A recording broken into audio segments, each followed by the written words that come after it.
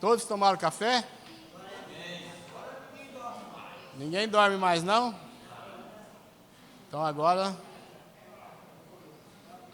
o professor não vai dormir, então. A aula diz que é boa quando o professor dorme, né?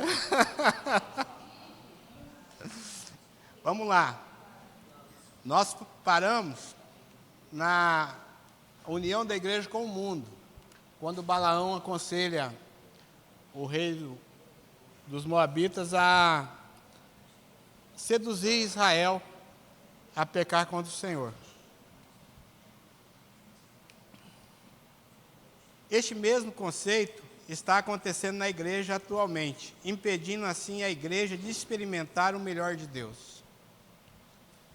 Tem muitas coisas que Satanás vai introduzindo no meio da igreja e que, se nós não atentarmos para o espiritual, nós achamos que é normal e vamos aceitando isso, porque são gerações diferentes, épocas diferentes, cabeças diferentes, mas a palavra de Deus diz que o Senhor é imutável, Ele não muda. Ele é o mesmo ontem, hoje e será sempre. Então o Senhor é imutável, Ele não muda. Esse modernismo, para o Senhor, não existe. O Senhor deseja que todos nós sejamos santos e separados.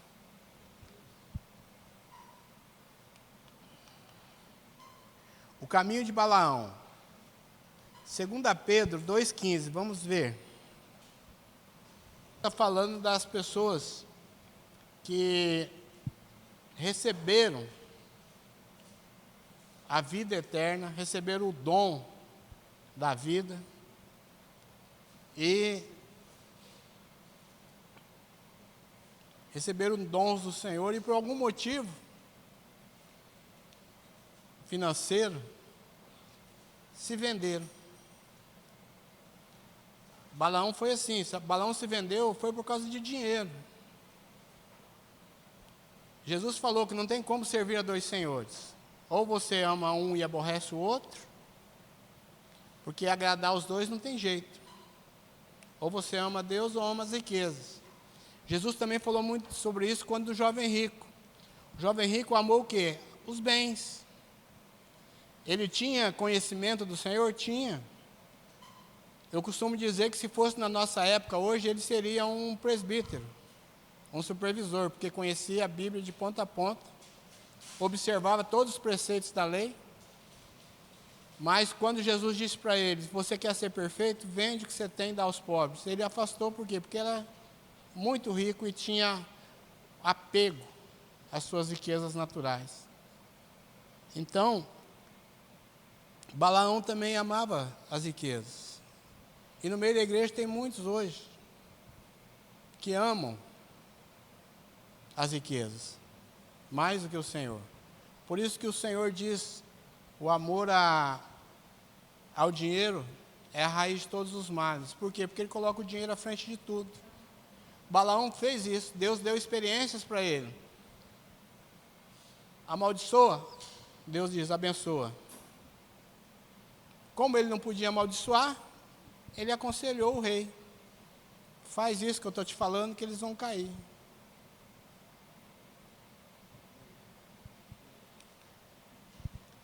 Este caminho mostra que Balaão queria o prêmio oferecido por Balaque, ao mesmo tempo agradar a Deus. Mateus 6,24.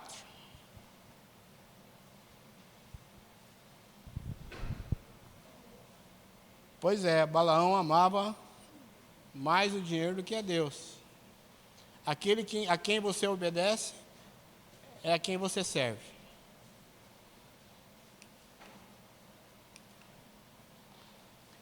Hoje vemos muitos obreiros vivendo desta mesma forma, profetizando em troca de dinheiro ou fazendo do evangelho uma profissão rentável. Isso é normal hoje no nosso meio. Muitos vivem do evangelho dessa maneira, mercadejando a palavra, fazendo da palavra um meio de sustento. aquele que abre mão daquilo que tem para servir ao Senhor, aquele que serve o Senhor de inteireza de coração, o Senhor o sustém, o Senhor o mantém, o Senhor não deixa que ele passe vergonha. O salmista disse: fui moço e hoje sou velho. Nunca vi um justo desamparado, nem a sua descendência mendigar o pão. Por quê que ele diz isso?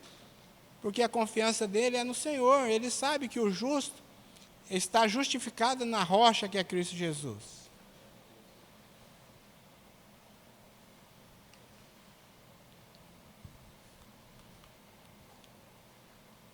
O erro de Balaão. Judas, versículo 11. Qual foi o erro de Balaão?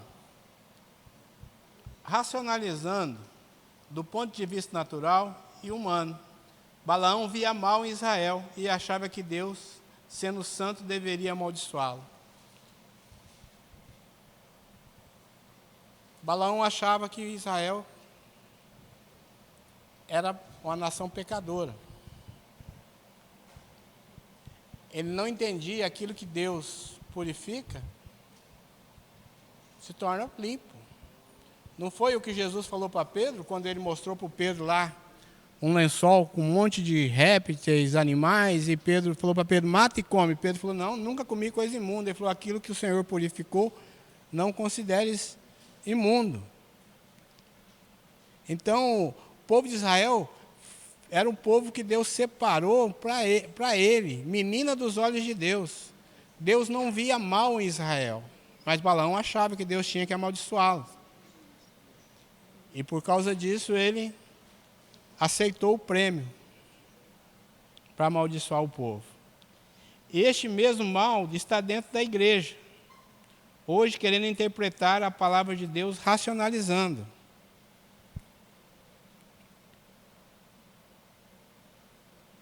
A palavra de Deus só é discernida espiritualmente. Ninguém consegue racionalizar a palavra.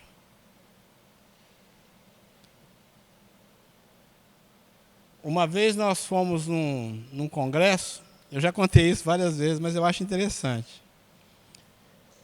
E foi um irmão, uma pessoa, não é irmão, que depois ele se afastou e não quis mais nem que a gente visitasse ele. Ele foi no encontro com a gente. Na volta do testemunho, quem quer dar testemunho? Levantou a mão, foi o primeiro. Quando chegou lá na frente, ele enrolou, não saiu nada. Aí ele falou assim: irmãos, quero dizer para vocês o que eu senti, não dá nem para explicar. Virou as costas e foi embora. Por quê? Porque o conhecimento de Deus, você não consegue explicar ele naturalmente. Quando um versículo simples de interpretação da palavra de Deus, que está lá em João 3,16, se você não tiver revelação do Senhor, você não consegue interpretar ele. A oração do Pai Nosso, se você não conseguir entender o reino de Deus, você não consegue interpretar a oração do Pai Nosso. Por que muitas pessoas usam a oração do Pai Nosso como uma reza? Porque elas não conseguem entender a oração. Jesus ali ensina, na oração do Pai Nosso, ele coloca todo o estatuto do reino de Deus, ali, na oração do Pai Nosso. Mas nós não entendemos por quê? Porque nós não queremos parar para entender aquilo que o Senhor Jesus está falando. Nós queremos ler e repetir. Se for falar que todos sabem a oração do Pai Nosso de cor, mas interpretá-la, será que nós sabemos? O que o Jesus está querendo nos ensinar ali? Por quê? Porque a palavra de Deus ela só é discernida espiritualmente. E você precisa estar em comunhão com o Senhor para receber do Senhor essa interpretação. É o intelectualismo dentro das igrejas, racionalizando a palavra de Deus, trazendo para o natural. É o que eu acabei de dizer. Doutrina dos nicolaítas. Ao observar a palavra em hebraico, Balaão é igual ao Nicolau no grego. Então os dois têm o mesmo significado. Quem lembra o que significa nicolaítas? Pô, gente, vocês fazem o professor passar vergonha, não? Eu acabei de falar. O que são os nicolaítas? Eles não estão na história porque é uma profecia. Então, os nicolaítas, os Balaão, é o mesmo significado. Aqueles que dominam sobre o povo. Podemos ver aqui a evolução do mal no meio do povo de Deus. Aquilo que antes era a obra dos nicolaítas, em Éfeso, agora se tornou uma doutrina em Pérgamo. Olha que diferença, né? Antes era só uma obra. E ela foi rejeitada na igreja de Éfeso. Por quê? Porque aqueles que queriam dominar sobre o povo. Um grupo de pessoas que queriam dominar sobre a nação, sobre a cidade de Éfeso. Ela não foi aceita. Mas agora em Pérgamo, ela já é aceita. Já não é obra mais, agora é doutrina. Já virou um costume.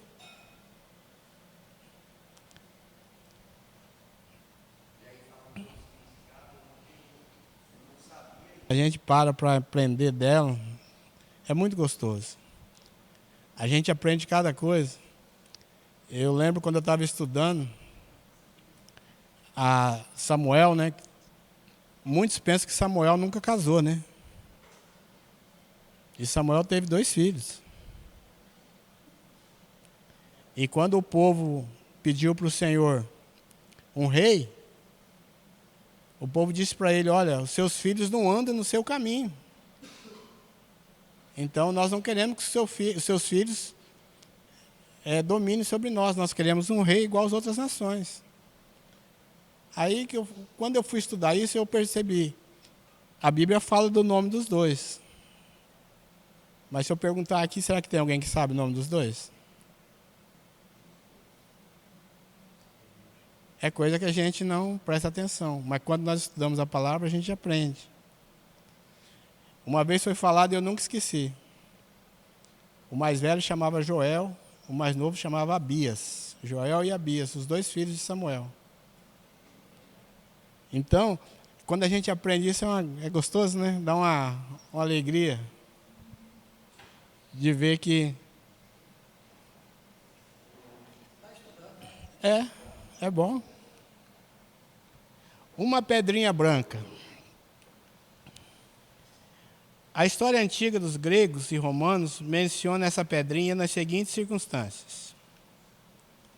Nos tribunais, os juízes tinham pedrinhas brancas e pretas. Quando se a pessoa acusada fosse condenada, ele recebia uma pedrinha preta.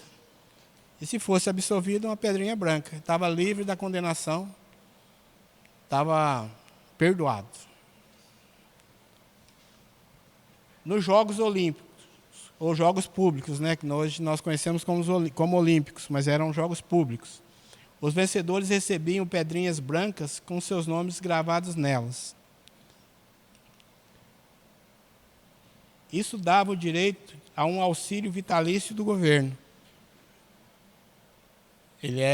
Os atletas vencedores, eles recebiam sustento do governo. Para trânsito livre. Era usada por determinadas pessoas para trânsito livre em certas regiões. Era o passe, entrada livre, autorizada em casos especiais. Então, tem vários significados. E o Senhor diz que aos vencedores de Pérgamo receberia os seus nomes escritos numa pedra, né? Então, o Senhor, ele fala a respeito de nós sermos vencedores. Em todas as igrejas, há uma recompensa para o vencedor. E nós precisamos estar atentos para essas provas que nós somos testados diariamente. A igreja de Tiatira refere-se ao período da Idade Média, que vai de 600 a 1517 depois de Cristo. O governo papado de Roma, apesar de decaída espiritualmente, é uma igreja que desfruta de prosperidade material. Sua decadência espiritual apresenta nos versículos 20, 22 e 24, representada a igreja de Roma. A falsa profetisa Jezabel. As doutrinas falsas sempre assolaram a igreja através dos séculos. Mas o que mais tem assolado as igrejas não são as falsas doutrinas, mas as que são adulteradas.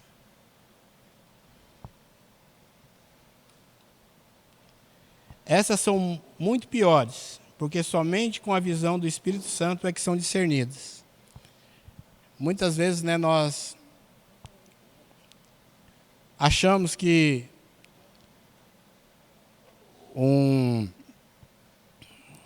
como que se diz, eu posso dizer, uma doutrina, ela é bíblica,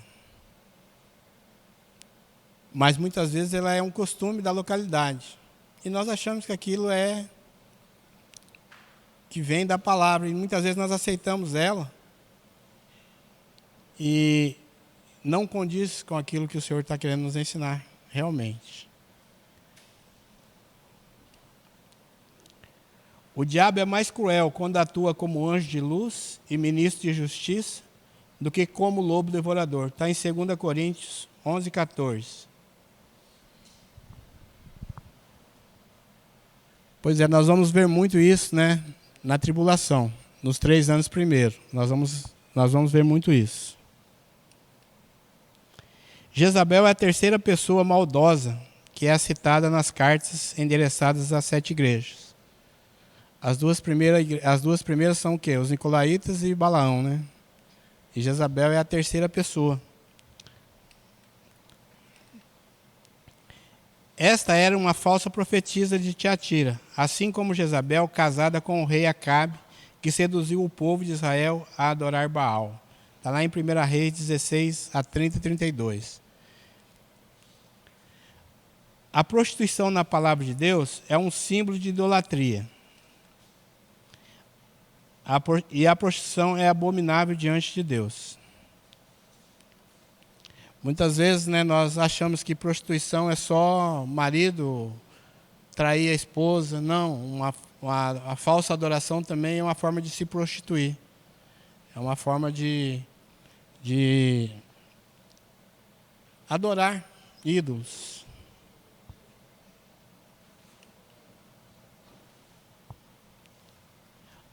As coisas ocultas de Satanás.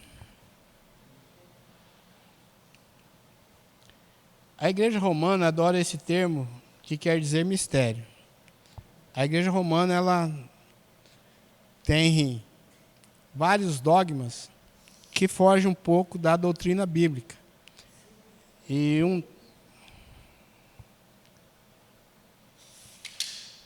um deles é trazer as coisas que estão ocultas e dizer que isso é um mistério e que pertence somente ao Senhor. Mas o Senhor mesmo diz lá em Deuteronômio 29, 29, que as coisas reveladas ao homem pertencem a quem? Pertencem ao homem. Mas aquelas que estão ocultas pertencem a Deus. Então a única coisa que Deus ocultou do homem foi o dia da sua vinda. O dia que ele vai voltar para buscar a sua igreja. Isso não foi revelado ao homem. Toda data, proximidade, tudo isso é especulação. Isso não tem veracidade nenhuma. São teorias. O Senhor disse que esses mistérios ou coisas profundas são malignos. Por quê? Porque fogem da palavra e do conhecimento de Deus.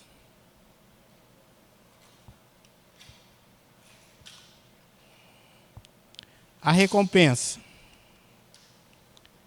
A recompensa para os vencedores de Tiatira é reinar sobre as nações. A igreja de Sardes.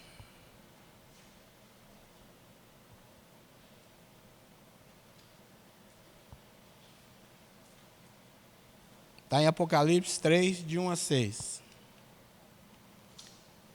A quinta carta foi escrita à igreja de Sardes, cujo nome significa remanescente. É a igreja representada pelo período de 1518 a 1750. Tem nomes de que vive, mas está morto.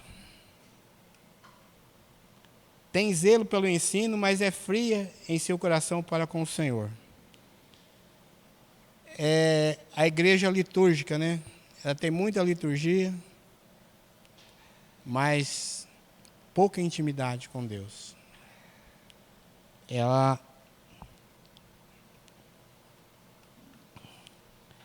A obediência sem conhecimento não produz intimidade. É aquilo, você obedece sem entender, mas obedece. Não sei se mudou. Quando eu era menino, a Igreja Católica, ela preparava na arquidiocese as mensagens que o padre pregaria na missa no sábado, no domingo, e mandava os folhetins. Toda semana chegava um folhetim novo para o padre pregar. E muitas vezes o padre não sei se ele não tinha revelação ou não tinha tempo de ter estudado, ele lia o catecismo como era entregue a ele. E muitas vezes nós não entendíamos nada do que ele estava falando.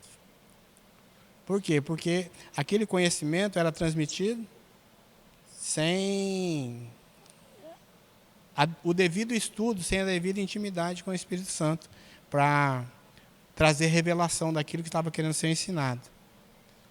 Diferente, né? Não sei se essa prática ainda é comum na igreja, porque faz muitos anos que eu deixei de ser coroinha.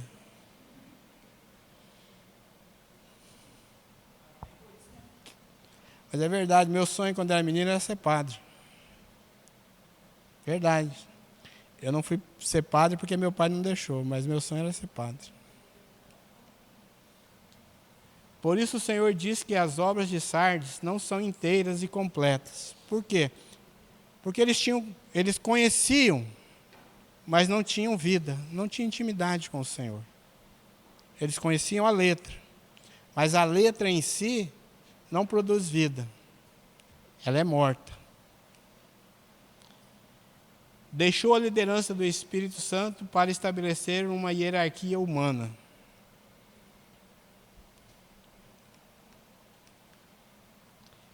A essência da palavra de Deus foi substituída pela liturgia, dogmas e regras feitas pelos homens. O Senhor deixou de ter a primazia na sua igreja, nesse período de 1500 a 1700. Em Sardes, a adoração no Espírito e os dons do Espírito e tudo que pertence ao verdadeiro conhecimento de Deus foi deixado de lado.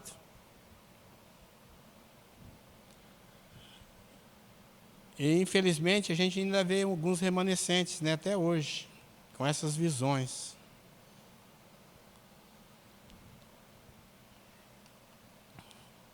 A igreja foi trocada pela liturgia, adoração literal aos ídolos, festas pagãs e etc.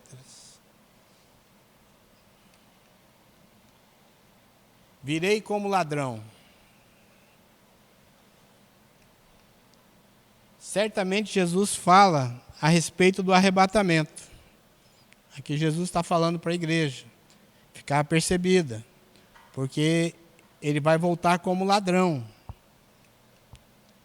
Por ser próximo a uma colina, essa igreja conhecia bem esse termo, pois era constantemente assaltada por bandidos que desciam e saqueavam as pessoas e voltavam para as colinas de novo. Eles vinham, as pessoas estavam andando nas colinas, eles vinham, roubavam e fugiam para a colina. Então, eles conheciam bem esse termo, venham como ladrão, porque o ladrão roubava e fugia.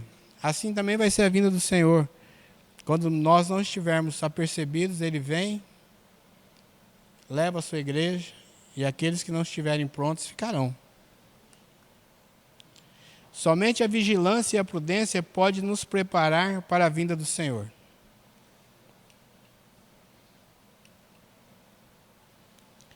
Jesus fala que na sua vinda todos estarão como nos dias de Noé. Como era no dia de Noé?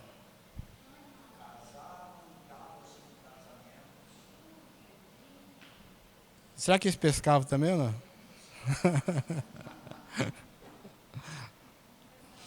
Ai, ai, interessante. Mas eram dias normais.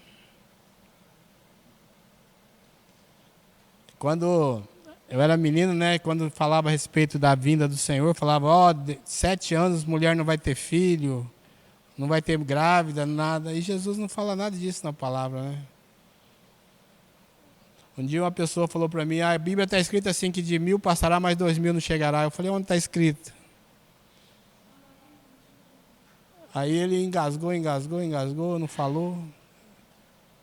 Eu falei, na Bíblia não tem nada disso escrito, né? Mas a gente, quando não conhece, a gente acredita, né? Por isso que é necessário, como igreja, nós conhecermos a palavra de Deus. Para nós não sermos enganados. Quantas pessoas que ouvem o que eu ouvi e acreditam? Acreditavam, né? Porque já passamos de 2000. Mas quantos não acreditavam nessa... Por quê? Porque nós estamos sujeitos, por falta de conhecimento, nós estamos sujeitos a ser conduzidos erradamente. Jesus disse para os saduceus, vocês erram por quê? Porque vocês não conhecem a Escritura nem o poder de Deus. Porque se vocês conhecessem a Escritura, vocês saberiam que lá no céu não se casam nem se dão em casamento. Nós precisamos entender o reino de Deus.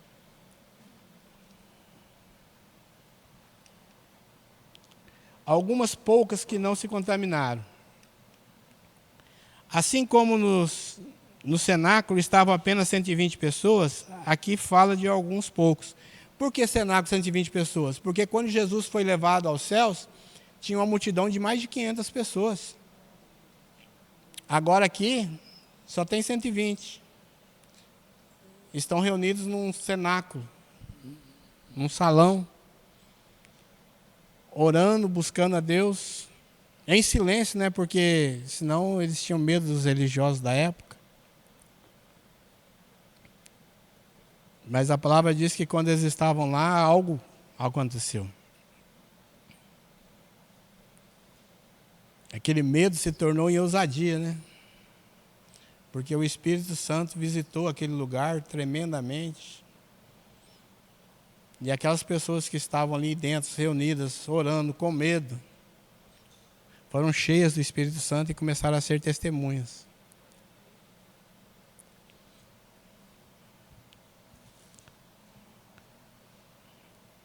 Mas qual deveria ser a realidade? Os 500 que viram Jesus subindo deveriam estar ali reunidos, né? Mas estava só 120.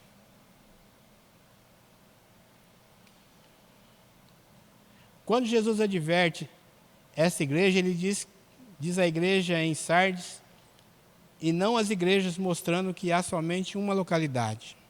Quando ele fala a igreja de Sardes, ele está falando da cidade, da localidade. Só existe uma igreja em cada cidade. Não é que não tem outras localidades, tá? É que Jesus só olha do céu e vê os remidos no sangue de Jesus. O Pai olha para a terra, para a cidade de Ariquemes, ele não vê as placas denominacionais. Ele vê aqueles que são lavados e remidos no sangue do Cordeiro. Todos aqueles que confessaram, que se arrependeram de seus pecados, confessaram Jesus como Senhor e Salvador, fazem parte da igreja do Senhor, em Ariquemes. Assim era em Sardes. Porque nós temos o costume de falar que só a minha igreja é a verdadeira, só a minha igreja salva. Não, a igreja que salva é a igreja lavada e remida no sangue do Cordeiro. Amém? E que tem pessoas que não se contaminam tendo as suas vestes limpas. são pessoas que fogem da aparência do mal. Ouvem o conselho do Tiago, né? O Tiago, ele diz, para nós fugirmos da aparência do mal. Por quê? Porque nós somos tentados, diariamente nós somos tentados. Agora, pecar, cabe a nós decidirmos pecar, porque nós que temos o Espírito de Deus, na tentação nós sabemos que podemos rejeitar a tentação. Nós cedemos à tentação porque a nossa carne é fraca, né? O próprio Jesus disse, a carne é fraca, mas o Espírito está pronto, e foi para essa hora que eu vim, por isso que eu faço a sua vontade, não a minha. Apesar da carne estar sujeita à vontade da alma, se você é guiado pelo Espírito, essa vontade é subjugada.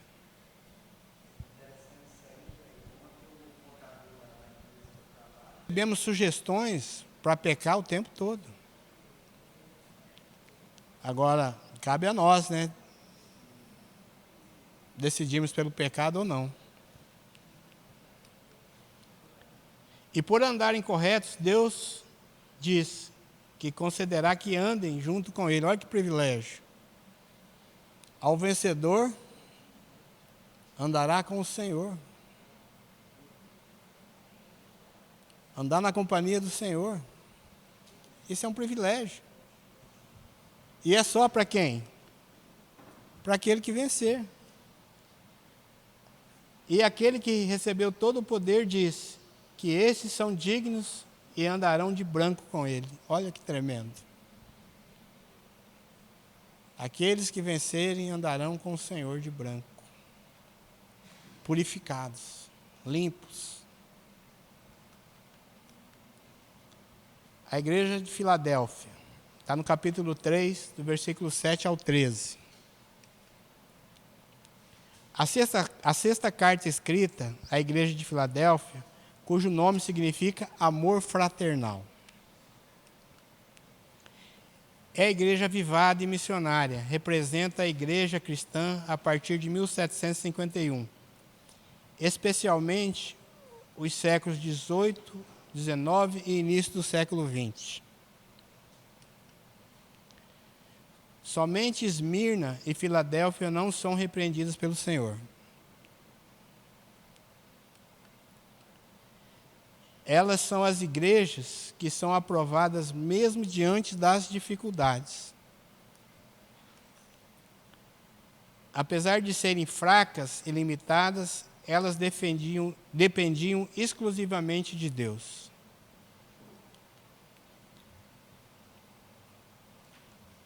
Então nós vemos que a igreja de Filadélfia, que significa amor fraternal, que é o amor entre irmãos, ela representa o período da história da igreja, quando a igreja recebeu um despertar de Deus para retornar ao verdadeiro conhecimento da palavra. Que Deus começou a despertar homens para ensinar à igreja o temor, trazer de volta o verdadeiro conhecimento do Senhor. E nós, hoje, nós somos frutos do quê? Do início do século XX. No final de 1890 até 1904, o mundo experimentou um avivamento, e nesse avivamento, o Evangelho saiu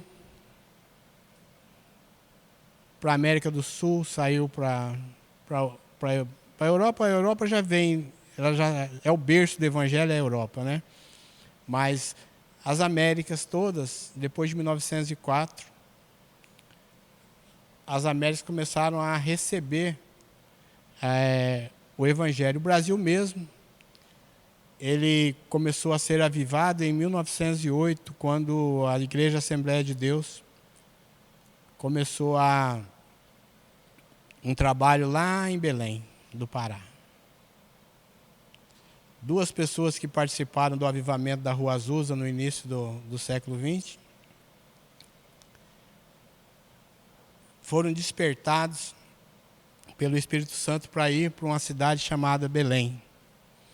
E eles foram no mapa procurar, viram que Belém ficava no Brasil, no estado do Pará. E eles vieram, começaram um trabalho da Assembleia de Deus, lá no Pará. E dali o Evangelho começou a propagar em todo o Brasil. Então nós vemos que essa igreja de Filadélfia é essa igreja, a igreja avivada, a igreja que trouxe o despertar de Deus para as pessoas. Nessa carta, Jesus se identifica afirmando ser o santo e verdadeiro.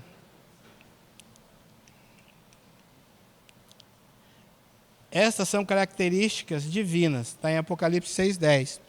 Nós vamos ver que Jesus é santo e verdadeiro. E a santidade é uma das principais qualidades de Deus. E é o desejo de Deus para a igreja. Que a igreja seja santificada, que a igreja seja santa. Porque sem santificação ninguém verá o Senhor. Essa é a palavra do próprio Deus. Sem santificação ninguém verá o Senhor. E ele enfatiza sua sinceridade em contraste com a falsidade dos judeus que habitavam em Filadélfia. Aquele que tem a chave de Davi. Essa chave significa a autoridade e poder de Jesus como descendente real de Davi. Ele é a chave que nos dá acesso ao reino de Deus. Ele abre e ninguém fecha. Ele fecha e ninguém abre. Está lá em Mateus 19. Quando ele diz para Pedro, também te digo que tu és Pedro, e sobre essa pedra edificarei a minha igreja, e as portas do inferno não prevalecerão contra ela. Te darei as chaves do reino dos céus. E o que tu abrires, se ligares, será ligado no céu. O que desligares, será desligado no céu. Então aqui ele está entregando a chave do reino de Deus a quem? A igreja. Está dando para Pedro. Ele está entregando a chave para a igreja. A igreja hoje abre os céus. Assim como Elias. Elias orou, o céu fechou. Elias orou novamente, o céu se abriu e a chuva veio. Então, por quê? Porque é a autoridade que Deus dá a quem? A igreja.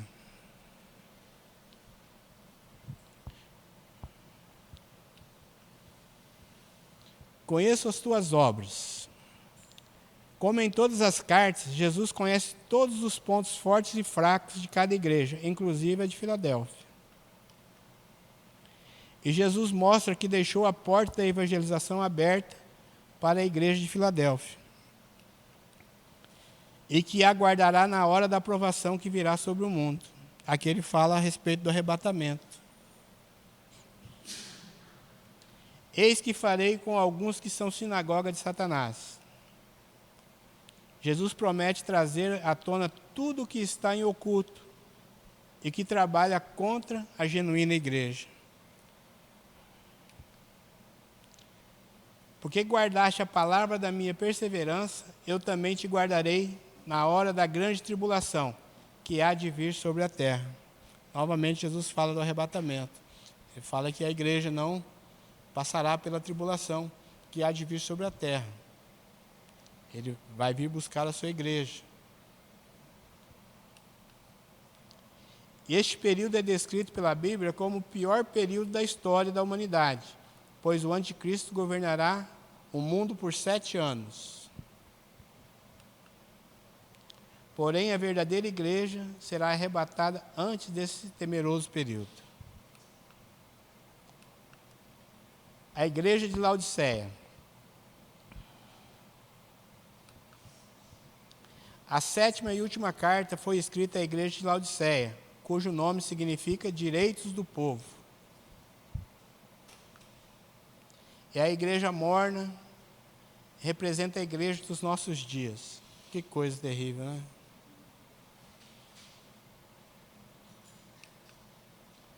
Profeticamente, essa igreja é contemporânea da anterior, que é Filadélfia. Porque houve um despertar muito grande no século XX. O Brasil experimentou uma renovação espiritual assim tremenda. Nós aqui na igreja em Ariquemes somos frutos desse avivamento que começou nos anos 70, quando o Senhor começou a despertar pessoas improváveis para se tornarem líderes religiosos. E nós somos fruto disso, dessa geração. Eu ficava impressionado que nós chegávamos para reunir numa casa, 2, 3 pessoas, no outro domingo, casa cheia. E isso era constante. Quando eu comecei a congregar aqui, só tinha a família do Dr. Irani, a família do meu irmão mais velho, e uns 2, 3 casais, o Bispo e a Léo, mais uns 2, 3 casais. Acho que davam umas 30 pessoas mais ou menos, quando eu comecei a congregar aqui. E o Senhor começou a visitar essa igreja de tal maneira que esse salão aqui, nós tivemos que fazer 2 reuniões, porque uma só não comportava o povo. E as 2 reuniões ficavam gente sentada na área, por lá de fora, para ouvir as mensagens, porque era assim de gente. A gente ia fazer reunião nas casas, chegava na casa, a pessoa nos recebia, ouvia a palavra, no outro dia a família dela estava toda lá para ouvir a palavra, na outra semana. Era coisa tremenda. Quem fazia a obra era o Espírito Santo que fazia. Porque senão estaria fazendo até hoje, nós estaríamos do mesmo jeito até hoje, né? Um avivamento genuíno, que traz conhecimento, que traz intimidade. É isso que a igreja precisa. A igreja precisa despertar para esse avivamento. Um avivamento que traga intimidade com Deus. Um avivamento que traga conhecimento do próprio Deus.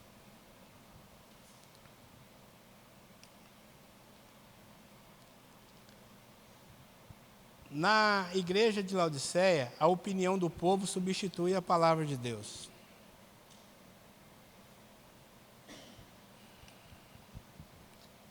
Pela descrição da igreja de Laodiceia, feita pelo Senhor nos versículos 15 a 18, vemos que é uma igreja assim, é mais maldição do que bênção para o mundo. Uma igreja que não produz vida, é mais maldição do que bênção. A igreja precisa produzir vidas.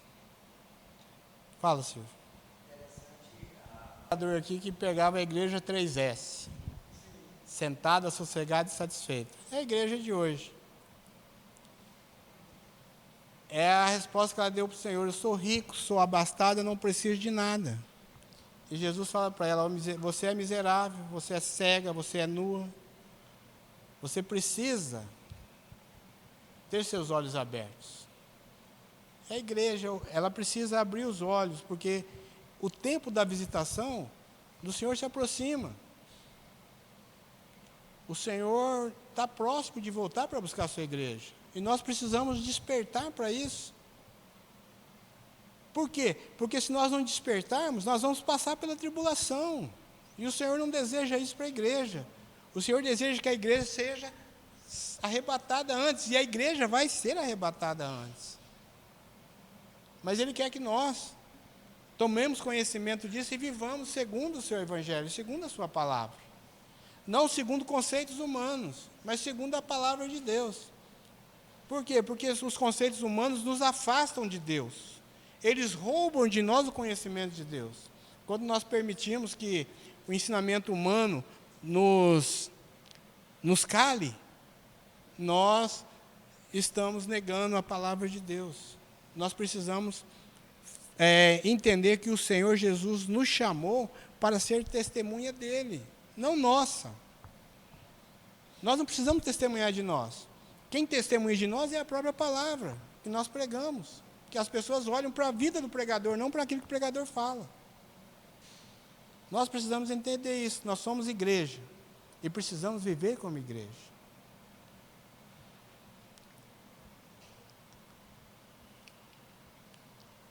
Seu caminhar não conduz as pessoas ao arrependimento e nem ao conhecimento de Deus.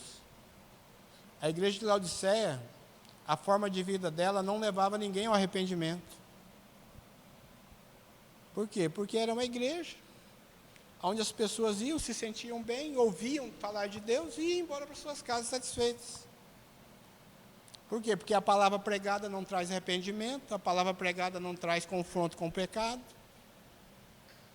A palavra pregada ela não faz com que eu olhe para o meu homem interior e sinta a necessidade de buscar a Deus.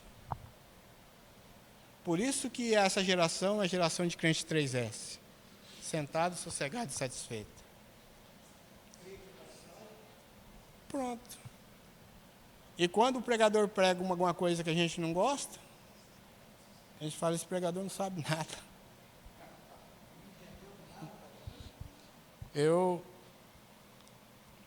estava ouvindo Jeremias, o pastor Jeremias, é um barbudo, ele parece um nordestino.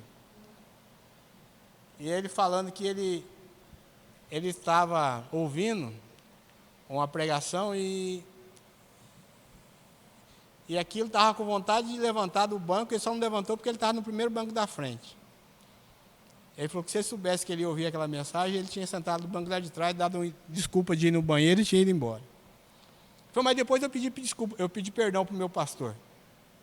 Depois eu pedi perdão para o meu pastor, porque o problema não era dele, o problema era meu. Eu que estava com problema. Que algumas coisas eu não aceitava.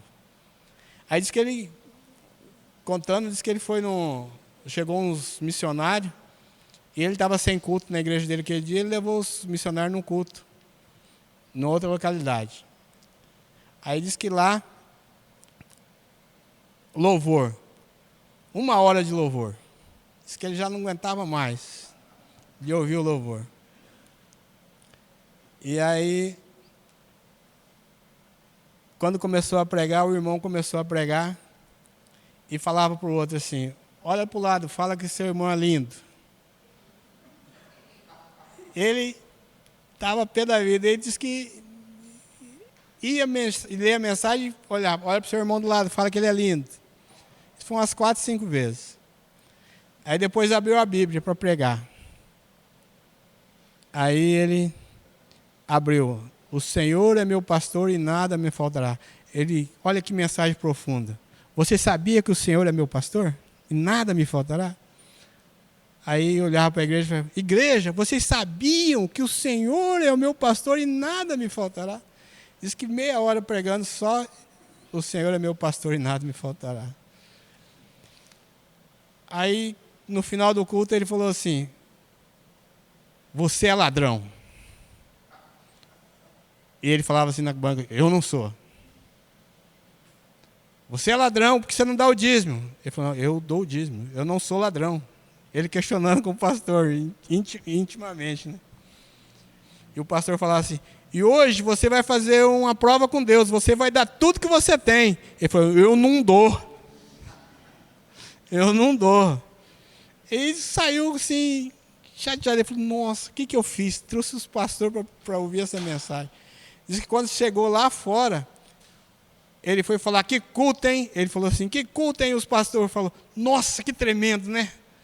Eu estava precisando tanto ouvir, que eu prestava, que eu tinha valor, que eu era lindo para o Senhor. Quando ele falava, olha para o seu irmão do lado, fala que ele é lindo, eu via Jesus falando para mim, você é lindo.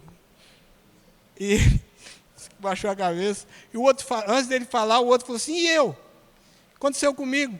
Eu precisava tanto ouvir que o Senhor era meu pastor, tanta dificuldade que eu passo, eu já estava desanimando, e ali ele falava assim, eu sou seu pastor. Eu vi que Jesus falando comigo, que ele é meu pastor, que ele cuida de mim, que ele guarda a minha vida. E o outro falou assim, foi tremendo. Quando o pastor falou assim, você é ladrão, ele falou, eu sou mesmo.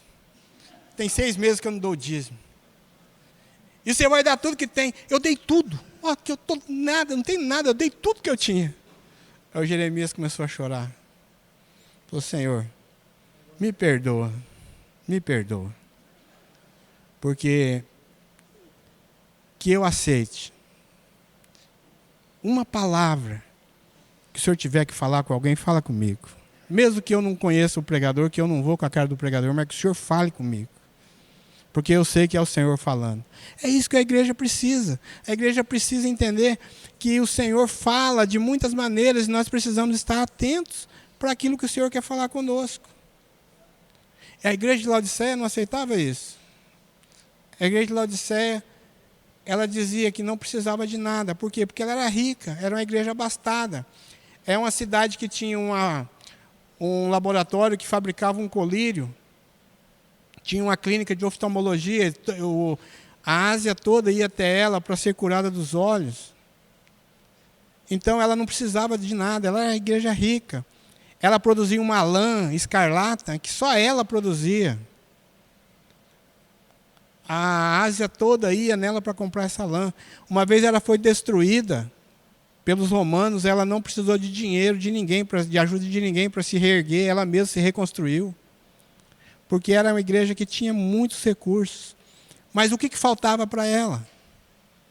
Faltava a unção de Deus sobre ela. Jesus disse, porque você não é fria nem quente. Se você fosse fria, eu poderia te esquentar. Não é assim quando nós viemos para o Senhor, nós chegamos na presença do Senhor frios, sem conhecer a Deus. Quando Ele se revela a nós somos aquecidos. Dá aquele desejo de estar na presença de Deus, de estar buscando a Deus. Por quê? Porque o Senhor nos aqueceu. Ele vivificou o nosso espírito e agora nós temos prazer de estar na presença dEle. Ela não tinha esse prazer, ela tinha perdido. E se Jesus falou, se você fosse crente, eu continuaria te esquentando, você continuaria sendo bênção. Mas você é morna. Você não produz nada. Apesar que produz, né? Bebe um pouco de água morna para você ver. Você vomita tudo que você tem no estômago. A água morna, ela só serve para você limpar o estômago, ela não produz nada. E Jesus disse, eu estou a ponto de vomitar vocês da minha boca, porque vocês são mornos.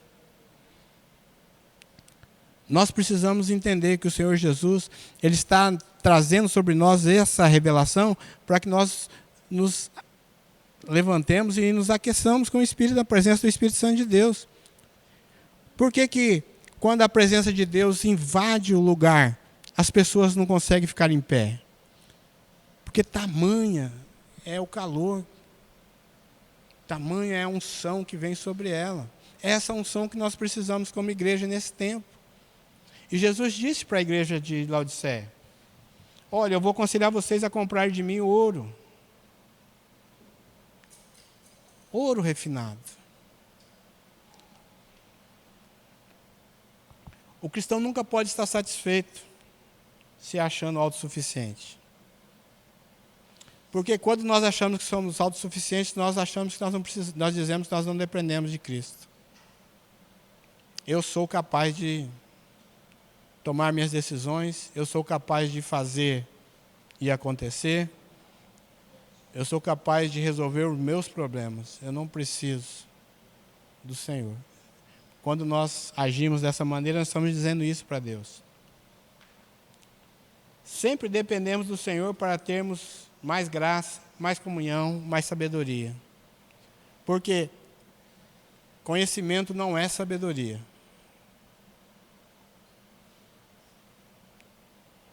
Sabedoria é o temor do Senhor. O temor do Senhor, o princípio da sabedoria. E quando você adquire essa sabedoria, você adquire conhecimento. Porque o conhecimento é o temor do Senhor. Então nós precisamos entender isso. Sempre tem que estar querendo mais de Deus, do seu amor, do seu espírito, da sua santidade. Essa é a função da igreja. Sempre estar dependendo de Deus, dependendo do Senhor Jesus para tudo. O princípio da queda do cristão é quando ele se sente satisfeito e deixa de buscar o Senhor. Nós já falamos sobre isso.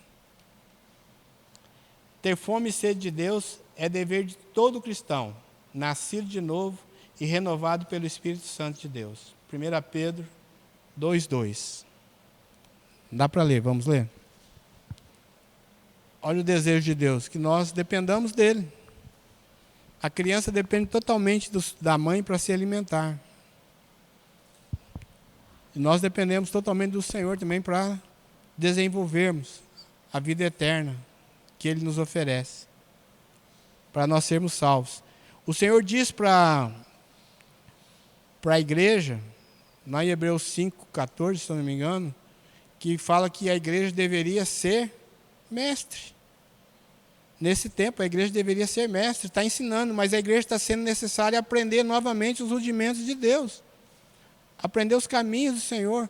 Coisa que a igreja devia estar ensinando há muito tempo, ela está sendo obrigada a aprender novamente. Então, nós precisamos abrir os nossos olhos, o nosso entendimento, para que o Senhor possa produzir em nós vida. O conselho de Jesus para a igreja,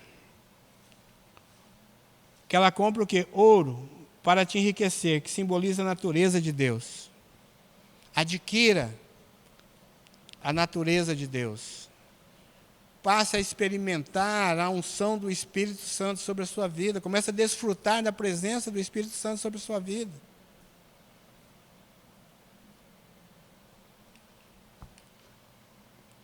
Vestiduras brancas são as obras de justiça. Está em Apocalipse 19:7. Nós não precisamos ler, que nós vamos estudar mais tarde. Mas essas vestiduras brancas, nós precisamos andar na presença do Senhor, fugindo da aparência do mal.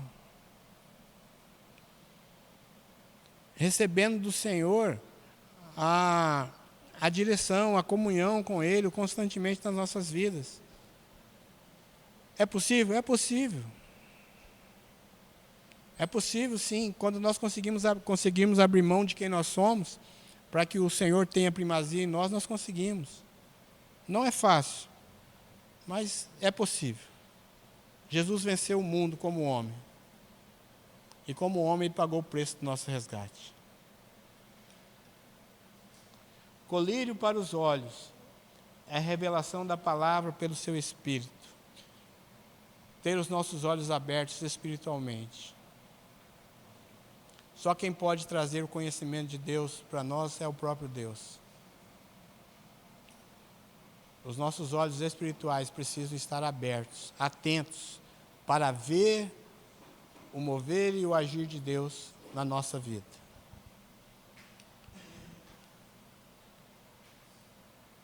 A repreensão do Senhor é para que a igreja acorde e não seja pega de surpresa. Eis que estou à porta e bato. Versículo 20. O Senhor está constantemente despertando a igreja, para que a igreja se posicione como diferencial aqui na terra.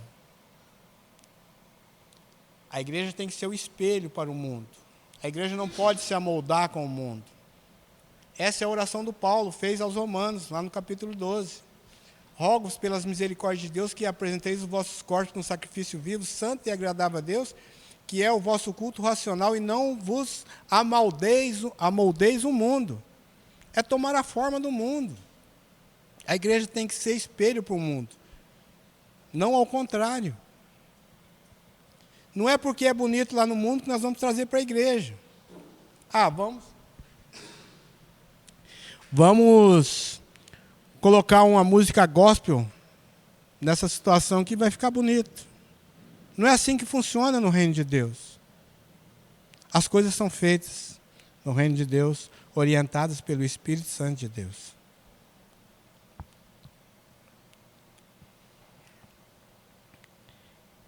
Este é o quadro da igreja atualmente. Cristo posto para fora da igreja pelo modernismo e pelo mundanismo. Mesmo assim, Ele continua nos convidando a voltarmos para uma vida de comunhão com Ele. Ele nos convida para a sua ceia. Esta é a ceia, e essa ceia é para que nos alimentemos dele, pois o período da graça está se findando. O Senhor nos convida a abrirmos a porta para Ele entrar e cear conosco. Para quê? Para que nós nos tornemos um com Ele. para que os nossos olhos sejam abertos, assim como ele abriu os olhos daqueles 2 discípulos, que voltaram depois da sua morte. Eles voltaram para a cidade deles, abandonaram a palavra. Jesus foi até eles e disse: olha, não era necessário que o Cristo padecesse e sofresse para pagar, para poder ter vocês como resgate? Vocês não conseguem entender isso? Está lá em Lucas 23 e 24. Os irmãos do caminho de Emaús. E quando Jesus estava com eles, que seus olhos foram abertos, o que eles fizeram? Imediatamente eles voltaram para a presença da onde? Dos irmãos, do aconchego da igreja. Por quê? Porque eles tiveram os seus olhos abertos. É isso que Jesus quer para nós, Ele quer abrir nossos olhos. Se nós estamos andando em direção errada, Ele quer que nós sejamos despertados e voltemos para o caminho. Assim como Ele fez com o peregrino, Ele quer fazer conosco. Ele quer tirar de nós todo o peso, todo o fardo, para que nós possamos andar com Ele em liberdade. Porque foi para a liberdade que Ele nos chamou. Não foi para trazer escravidão, trazer peso sobre nós. Foi para que nós sejamos livres. E nós alcançamos essa liberdade somente em Jesus. Somente através da sua palavra. Então, se nós abrirmos a porta, Ele vai entrar em nossa casa, vai cear conosco. E vai fazer morada em nós. Nós nos tornamos um com Ele. Assim como o Pai é um com Jesus, Jesus é um conosco. Não é essa a oração sacerdotal dele, lá em João 17? Assim como eu e o Pai somos um, eu também rogo para que assim eles sejam um comigo. Esse é o desejo de Jesus, que nós sejamos um com Ele. Quando nós falamos feitura, é parecidos, é em tudo. Não é só na aparência física. Porque na aparência física, a palavra de Deus diz que ele era sem formosura. Não é Isaías 53 fala? Que ele era sem formosura? Era homem de dores, era um homem surrado pelo trabalho, pelo tempo. Mas ele fala que nós temos que nos tornar feituras dele, parecidos com a ele, em tudo, nas suas obras, na sua vida aqui na terra.